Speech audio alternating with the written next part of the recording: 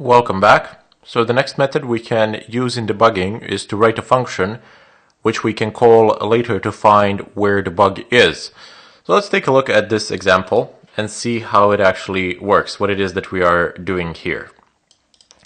So we have some sort of a function here that has been named debug condition.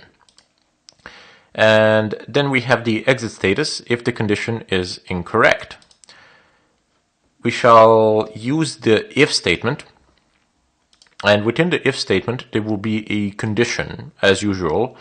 So this will evaluate the true only if the condition we want to test is false. So if we pass a false condition to it, this will be true. You'll see how we shall do this. So this means that there is an error in the condition statement which causes a bug in our script. Down below we will pass a false condition, and this will echo out onto the screen so we will know what the problem is.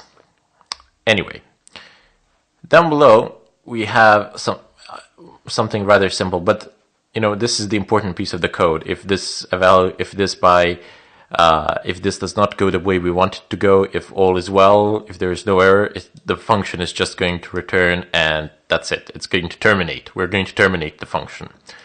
But anyway, down below, we have assigned A to be 3 and B to be 2, and we have stated if A is lesser than B, A is not lesser than B, increment A.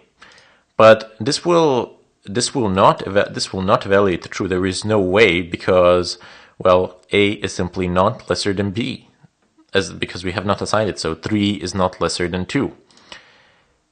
And then we will have this variable condition, which will be equal to basically this statement here, but this statement is false.